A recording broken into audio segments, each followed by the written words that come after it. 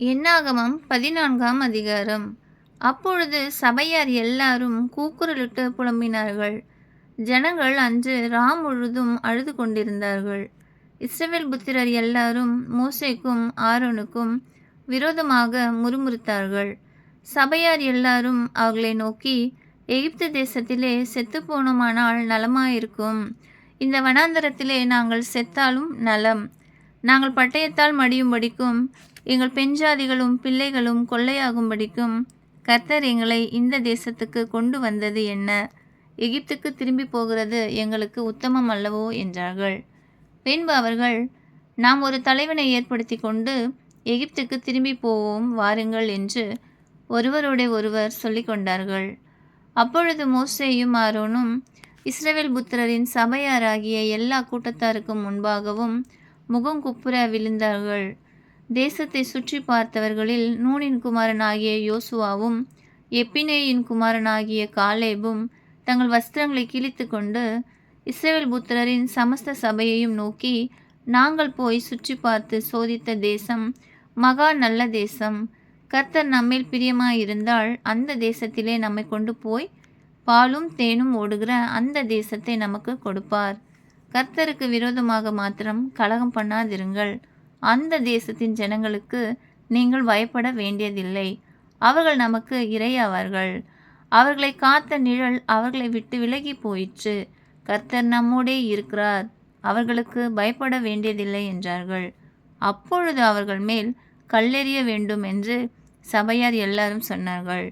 உடனே கர்த்தருடைய மகிமை ஆசரிப்பு கூடாரத்தில் இஸ்ரவேல் புத்திரர் எல்லாருக்கும் முன்பாக காணப்பட்டது. கர்த்தர் மோசேயை நோக்கி, எது வரைக்கும் இந்த ஜனங்கள் எனக்கு கோபம் உண்டாக்குவார்கள்? தங்களுக்குள்ளே நான் காட்டின சகல அடையாளங்களையும் அவர்கள் கண்டும் எது வரைக்கும் என்னை விசுவாசியாதிருப்பார்கள்? நான் அவர்களை கொள்ளை நோயினால் வாதித்து சுதந்திரத்திற்கு புறம்பாக்கி போட்டு அவர்களை பார்க்கிலும் உன்னை பெரிதும் பலத்ததுமான ஜாதியாக்குவேன் என்றார். மோசே கர்த்தரை நோக்கி, எகிப்தியர் இதை கேட்பார்கள். அவர்கள் நடுவிலிருந்து உம்முடைய வல்லமையினாலே இந்த ஜனங்களை கொண்டு வந்தீரே. கர்த்தராகிய நீர் இந்த ஜனங்களின் நடுவே இருக்கிறதையும் கர்த்தராகிய நீர் முகமாய் தரிசனமாகிறதையும் உம்முடைய மேகம் இவர்கள் மேல் நிற்கிறதையும் பகலில் மேகத்தூணிலும் இரவில் அக்கினி தூணிலும் நீர் இவர்களுக்கு முன் செல்கிறதையும் கேட்டிருக்கிறார்கள். இந்த தேசத்தின் குடிகளுக்கும் சொல்லுவார்கள், ஒரே மனிதனை கொள்ளுகிறது போல இந்த ஜனங்களை எல்லாம் நீர் கொள்வீரானால் அப்பொழுது உம்முடைய கீர்த்தியை கேட்டிருக்கும் புறஜாதியார் கர்த்தர் அந்த ஜனங்களுக்கு கொடுப்போம் என்று ஆணையிட்டிருந்த தேசத்திலே அவர்களை கொண்டு போய்விடக்கூடாதே போனபடியினால் அவர்களை வனாந்தரத்திலே கொன்று போட்டார் என்பார்களே. ஆகையால் கர்த்தர் நீடிய சாந்தமும் மிகுந்த கிருபையும் உள்ளவர் என்றும் அக்கிரமத்தையும் மீறுதலையும் மன்னிக்கிறவர் என்றும் குற்றமுள்ளவர்களை குற்றமற்றவர்களாக விடாமல் பிதாக்கள் செய்த அக்கிரமத்தை பிள்ளைகளிடத்தில் 3ஆம் 4ஆம் தலைமுறை மட்டும் விசாரிக்கிறவர் என்றும் நீ சொல்லியிருக்கிறபடியே என் ஆண்டவருடைய வல்லமை பெரிதாய் விளங்குவதாக. உமது கிருபையினுடைய மகத்துவத்தின்படியேயும் எகிப்தை விட்டது முதல் இந்நாள் வரைக்கும் இந்த ஜனங்களுக்கு மன்னித்து வந்ததின்படியேயும் இந்த ஜனங்களின் அக்கிரமத்தை மன்னித்தருளும் என்றான். அப்பொழுது கர்த்தர், உன் வார்த்தையின்படியே மன்னித்தேன். பூமியெல்லாம் கர்த்தருடைய மகிமையினால் நிறைந்திருக்கும் என்று என்னுடைய ஜீவனை கொண்டு சொல்கிறேன். என் மகிமையையும் நான் எகிப்திலும் வனாந்தரத்திலும் செய்த என் அடையாளங்களையும் கண்டிருந்தும் என் சத்தத்துக்கு செவி கொடாமல் இதனுடைய 10 முறை என்னை பரீட்சை பார்த்த மனிதரில் ஒருவரும் அவர்கள் பிதாக்களுக்கு நான் ஆணையிட்டு கொடுத்த தேசத்தை காண மாட்டார்கள். எனக்கு கோபம் உண்டாக்கினவர்களில் ஒருவரும் அதை காண மாட்டார்கள். என்னுடைய தாசனாகிய காலேப் வேறே ஆவியுடையவனாயிருந்தபடினாலும் உத்தமமாய் என்னை பின்பற்றி வந்தபடினாலும் அவன் போய் வந்த தேசத்திலே அவனை சேர பண்ணுவேன். அவன் சந்ததியார் அதை சுந்தரித்து கொள்ளுவார்கள். அமலேக்கியரும் கானானியரும் பள்ளத்தாக்கிலே குடியிருக்கிறபடியினால் நாளைக்கு நீங்கள் திரும்பி சிவந்த சமுத்திரத்துக்கு போகிற வழியாய் வனாந்தரத்துக்கு பிரயாணம் பண்ணுங்கள் என்றார். பின்னும் கர்த்தர் மோசேயையும் ஆரோனையும் நோக்கி, எனக்கு விரோதமாய் முறுமுறுக்கிற இந்த பொல்லாத சபையாரை எதுவரைக்கும் பொறுப்பேன்? இஸ்ரவேல் புத்திரர் எனக்கு விரோதமாய் முறுமுறுக்கிறதை கேட்டேன். நீ அவர்களோடு சொல்ல வேண்டியது என்னவென்றால், நீங்கள் என் செவிகள் கேட்க சொன்ன பிரகாரம் உங்களுக்கு செய்வேன் என்பதை என் ஜீவனை கொண்டு சொல்கிறேன் என்று கர்த்தர் உரைக்கிறார். இந்த வனாந்தரத்தில் உங்கள் பிரேதங்கள் விழும். உங்களில் 20 வயது முதல் அதற்கு மேற்பட்டவர்களாக எண்ணப்பட்டு உங்கள் தொகைக்கு உட்பட்டவர்களும் எனக்கு விரோதமாய் முறுமுறுத்திருக்கிறவர்களும் ஆகிய அனைவரின் பிரேதங்களும் விழும்.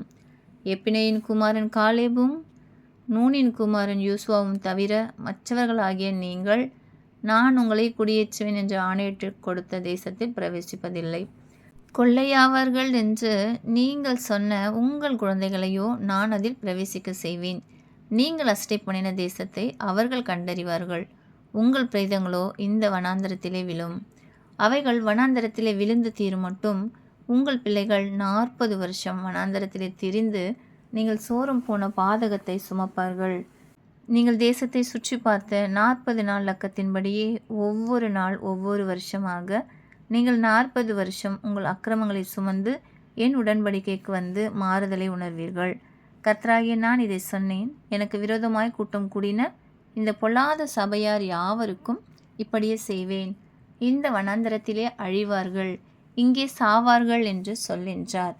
அந்த தேசத்தை சோதித்து பார்க்கும்படி மோசேயால் அனுப்பப்பட்டு திரும்பி அந்த தேசத்தை குறித்து துர்ச்செய்தி கொண்டு வந்து சபையார் எல்லாரும் அவனுக்கு விரோதமாய் முறுமுறுக்கும்படி அந்த துர்ச்செய்தியை சொன்னவர்களாகிய அந்த மனிதர் கர்த்தருடைய சந்நிதியில் வாதையினால் செத்தார்கள்.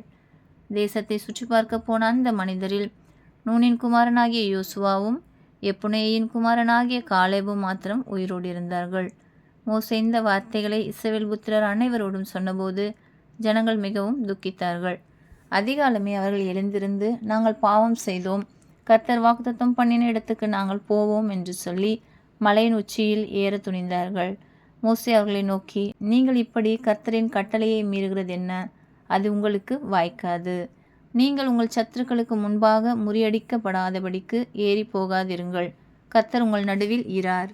அமலேக்கியரும் கானானியரும் அங்கே உங்களுக்கு முன்னே இருக்கிறார்கள். பட்டயத்தினால் விழுவீர்கள். நீங்கள் கர்த்தரை விட்டு பின்வாங்கினபடியால் கர்த்தர் உங்களோடே இருக்க மாட்டார் என்றான். ஆனாலும் அவர்கள் மலையின் உச்சியில் ஏற துணிந்தார்கள். கர்த்தருடைய உடன்படிக்கை பெட்டியும் மோசேயும் பாளையத்தை விட்டு போகவில்லை. அப்பொழுது அமலேக்கியரும் கானானியரும் அந்த மலையிலே இருந்து இறங்கி வந்து அவர்களை முறியடித்து அவர்களை ஓர் மட்டும் துரத்தினார்கள். ஆமென்.